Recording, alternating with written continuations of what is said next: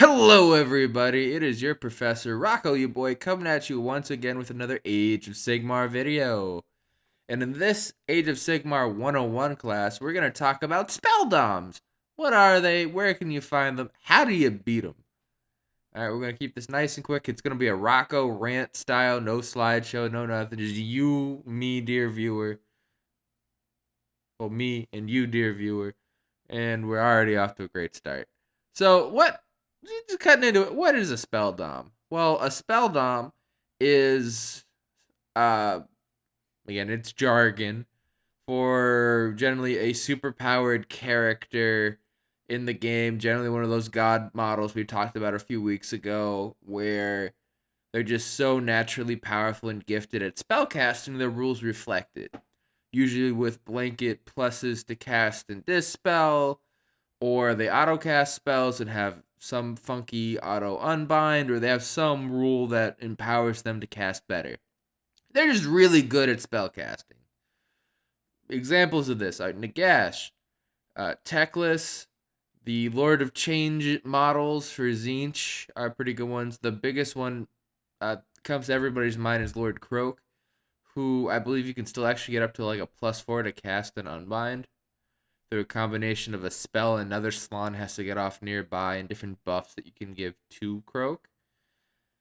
And it's how do you even begin? Like, your fire slayers, you don't have any magic. Do you ally in stuff to try to fight that? Do you try to your city's a Sigmar, you get maybe a +1 or +2 to cast unless you're doing the one spell dom city of Hallowheart to give extra pluses to you can get. I've seen people get like a 20 to cast a spell in Hallowheart. But like what do you do against that? How? What? Why? Where? Ooh. So let's begin. If you're trying to play as a spell dom, or really if you're trying to beat them, you need to know your enemy here. So a lot of the times there's a sub faction involved to either give a plus to cast, there's some kind of an unbind, the wizard has some crazy rules. And some of them are fairer than others. Like Nagash. At his top bracket, he gets a lot more bonuses to cast. As he brackets down, he loses that and the ability to cast extra spells. Croak, not so much. Croak gets board wide unbinds for being a Slann. He gets plenty of bonuses towards that, casting and unbinding. And he has board wide spells and ways to extend his range of spells. But also, the endless spell, the Umbral spell portal is there to extend the range of your friendly neighborhood spell dom too.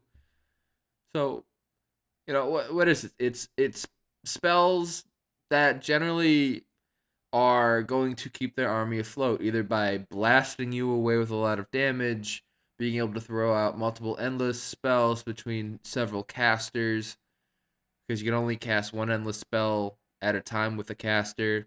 Like one guy casts Geminate, another lady she'll cast Quicksilver Swords, and it's throwing out spells like that with your bonuses to cast. Maybe it's defensive spells, or you like Teclis where you have a teleport spell, a damage spell, a healing spell, and access to your whole spell lore. There's probably like 6 debuffing spells I could think of off the top of my head, like debuffing and damage, and just to prevent my opponent from doing anything kind of a spell.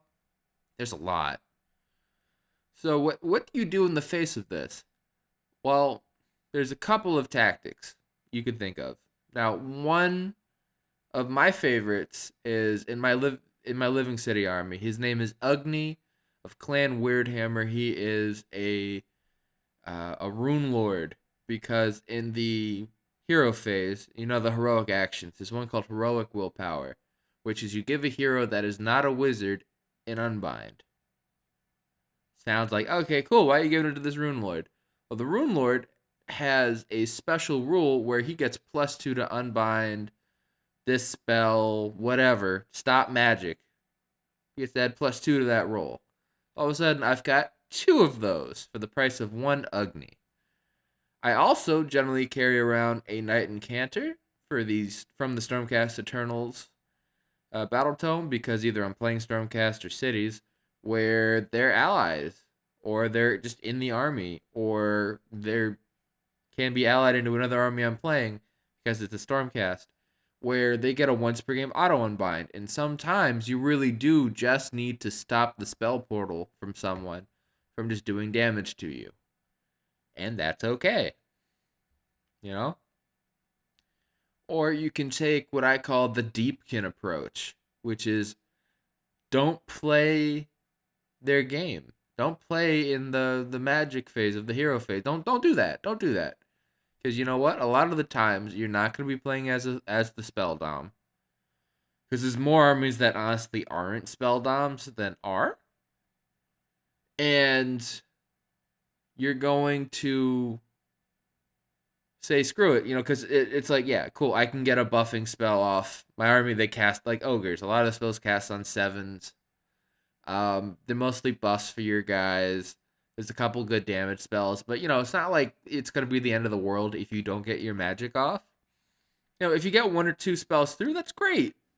But you don't make your game plan around magic. You fight your opponent in other phases of the game because they're gonna be so involved, hopefully in the magic phase, that they've left some kind of a weakness somewhere. This is more of like a Nagash thing because Nagash costs about 1,000 points, and Lords of Change do cost a couple hundred to several hundred-ish points, but they're not 500, 600 point casters. Even an army with Techless still is known for its shooting because we all still worry about the bowmen, the sentinels that the Lumineth Realm Lords have.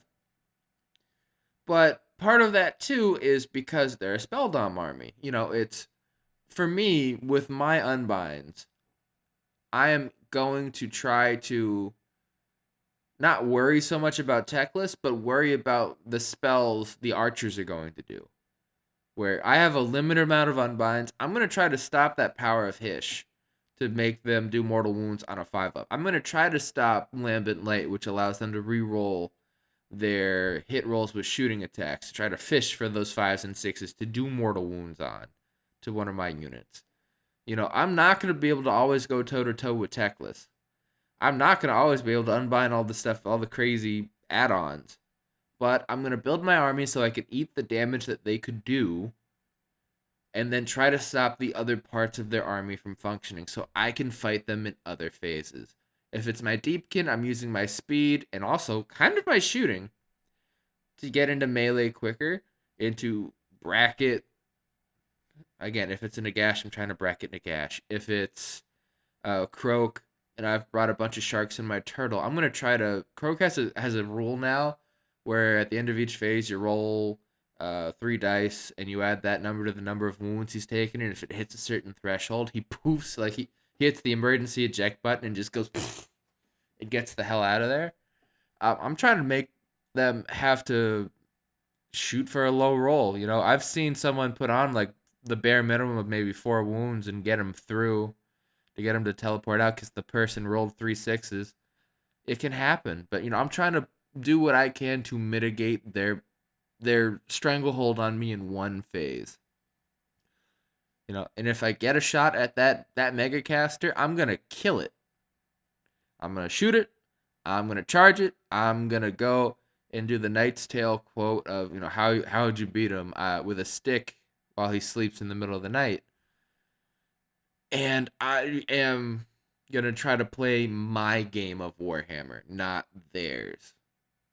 I feel like I said that a few times, but I just want to keep harping on that, is that sometimes in any game you play, whether it's a war game, it's a sport, you're going to hear people say, we play our game. What generic team sport? Whose game? Our game. Whose game? Our, and it's,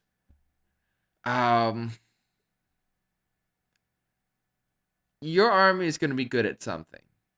And if you're not the Spelldom, you're not the Spelldom. If it's Ironjaws, you move quick and you hit people really hard. If it's cities, it's generally shooting. It's more of a mixed arm approach, but we're really good at shooting. Stormcast, mixed arms again, but still, shooting's looking pretty good right now. Um, and you need to figure out what your army does, whether it's Sylvaneth and board control and teleporting from tree to tree to tree. Well, if you're going against a spell dom, you're not going to be summoning trees that often with your spell. So, hopefully you brought along a Tree Lord Ancient to give you that mobility. You build these kinds of things into your lists, into your strategies. And especially if you're going to tournaments and you're like, okay, what are popular lists? All right, tech lists and 40 to 50 sentinels in some combination. All right. We've got Marathi, who just got access to her whole spell lore, and she does have a plus to cast. We got to think about that, but it's also the bow snakes. Or if they go all melee, that's still really good. But it's where do I fit in to this picture of whatever the meta is? If I can't fight them in Magic, I'll shoot them. If I can't shoot them, I'll fight them in combat. If I can't fight them in combat, I'm gonna have so many bodies on the board they just can't kill us all. And there's just gonna be too many threats, or there's just too many of us, and then they can't move on the board. And I played a movement tricks. I played to my own teleporting from abilities. I use command abilities instead of magic spells to buff my army. These are all different ways that can help you deal with a spell dom. You just cannot play their game. You have to play yours. And what else you could do is like and subscribe if you haven't already. Like the video, drop a comment, drop a suggestion. This was a viewer suggestion because I thought today was Monday and it's Tuesday, so the video I had planned for this week is getting pushed back to next week as I don't have the time to do it.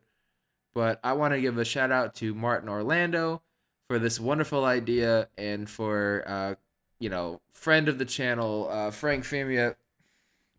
You're killing me, Smalls. Probably one of my favorite gaming shirts for me because it could be I'm blaming my dice, I'm blaming my minis, or I just love The Sandlot because I love The Sandlot as a movie. And that's my rant. That's my unhinged bit. So I guess to summarize, spell doms are people who are really good at magic and will stop you from being good at magic. You beat them by either bringing a bunch of really good unbinding mechanics to cancel out their magic, or by playing in other phases of the game and bringing in redundancy with your abilities. Like, instead of relying on a spell going off to give you +1 to hit, you know what? Use the command ability. And also killing the wizard generally helps. And again, on a more serious note, thank you for watching. Thank you for coming to class today. And as I like to say at the end of all of our videos, class dismissed. Bye. Oh man, I hope this rant wasn't too bad.